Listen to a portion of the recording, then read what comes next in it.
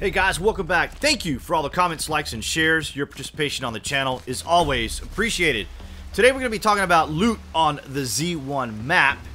As we take a look at the map, you'll notice that it's essentially the same map that we've become very familiar with over the near 3 years that we've been part of the development. I want to start it off by thanking the guys at H1Z1DB who have had a great working relationship with me over the course of the near 3 years since the game launch. Be sure you stop by their site as they have great information about the game. You'll find a ton of useful information there.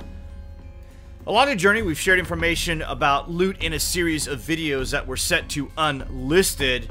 This is where we compiled information over the course of the game with the help of my own guildmates and other subscribers like you guys. Your contribution is greatly appreciated, and you can always leave me information about what you've learned in the comments section. You can also tweet me at BuzWeaver on Twitter, or send me a message on Reddit with any substantive information you come across while testing.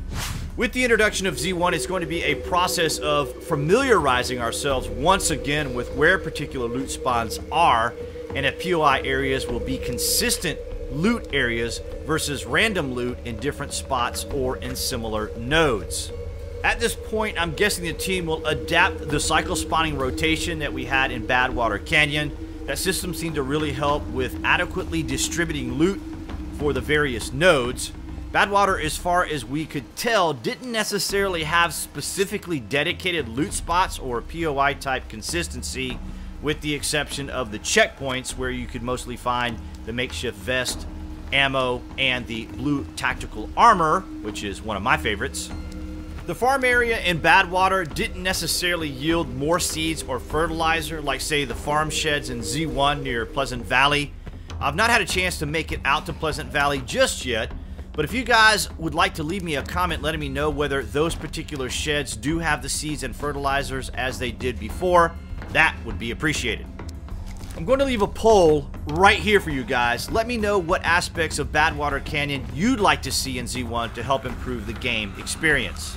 What I've discovered so far is that spawns still feel fairly random. At the police stations, you can find more of the makeshift vest or body armor to include the blue tactical armor as opposed to just general looting in any of the areas. I've not necessarily found any more or less ammo in the police stations.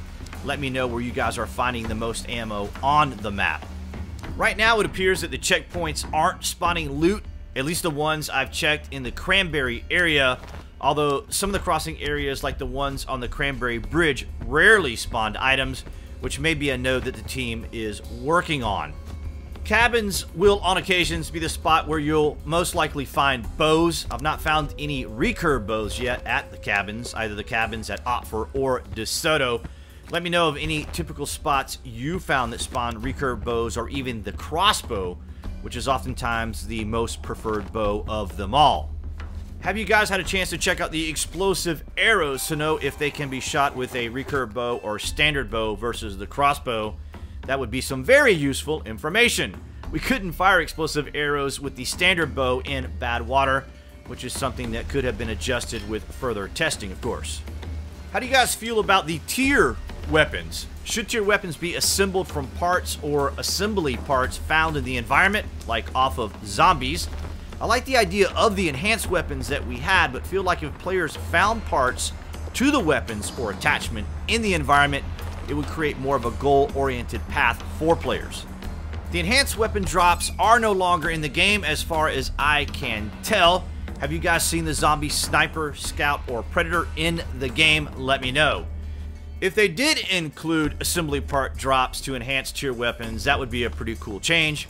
If you guys didn't already know, if you kill zombies, you can get the old worn letters and turn those in for the green survivor backpack with the additional slots. So be sure you whack those zombies and get your worn letter to get your nice upgraded pack.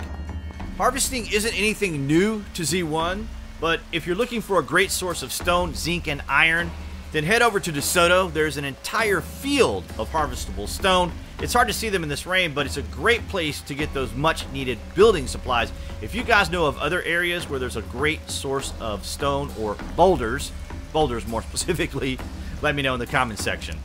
Speaking of the comments section, I always welcome your thoughts and ideas, so be sure to share those down below. To answer some questions relating to the two people you saw in the video right here, I'll link it, where I came across some nefarious interloping opportunists. I didn't mention anything about exploits or how to game the system. Any exploits, hacks, duping, or other such game exploits are recorded and put into unlisted links that I share with the team. If you guys do find exploits in the game, try contacting the Daybreak team directly, because as exciting as it is to find something that can help the team correct an issue, if you post it in the forums or make videos about them, people are going to try them, and perhaps they will then try them themselves, which will then affect you and other players in the game. I've been hearing a lot from players and returning players. If you guys want to catch up on the latest news from the game, you can click right here in the top right hand corner, where you'll see all 138 videos going all the way back to launch day. This video is the 139th video, by the way. Thank you guys for watching. If you have Twitter or you've recently made a VidMe account, be sure you're following me there. If you're new to the channel, welcome. If you're a returning viewer, be sure you click on this link icon right here, or one that will appear on the screen, as this silly end card seems to have its life of its own when it comes to the timing of this. Anyway, this way you'll have all the latest out of Daybreak and just survive.